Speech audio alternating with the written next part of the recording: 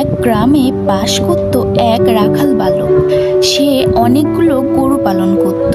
তার দিনকাল হাসি খুশিভাবে কাটছিল। সে গরুগুলোকে প্রতিদিন খাবার খাওয়াতে মাঠে নিয়ে যেত, আবার বিকেল হয়ে আসলে বাড়ি চলে আসতো।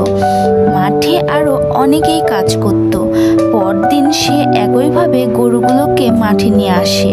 ছেলেটি তখন ভাবে সে প্রতিবেশীদের সাথে মজা করবে, কারণ ছেলেটি মজা করতে অনেক পছন্দ করত।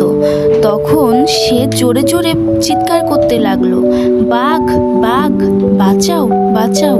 তখন আশেপাশে যারা ছিল ছেলেটির চিৎকার শুনে সকলেই এগিয়ে আসে, কিন্তু সকলে এসে দেখে সেখানে কোনো বাঘ নেই। তারা সকলেই চলে যায়।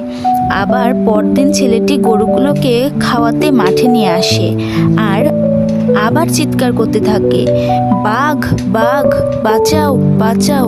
তখন আশেপাশে সবাই চলে আসে আর দেখে সেখানে কোনো বাঘ নেই। তখন প্রতিবেশীরা রাগান্বিত হয়ে ছেলেটিকে বলল, এই রকম মজা সে যেন পুনরায় আর না করে। কিন্তু ছেলেটি তাদের সাথে মজা করায় মনে মনে অনেক আনন্দ পেয়েছিল।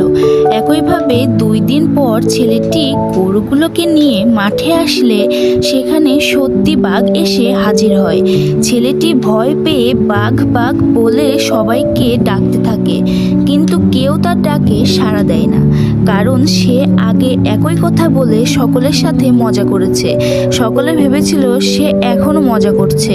তখন কেউ এগিয়ে না আসাতে বাঘটি রাখাল বালক আর তার গরুগুলোকে মেরে ফেলে। এটাই তার মিথ্যা বলার চরম শাস্তি।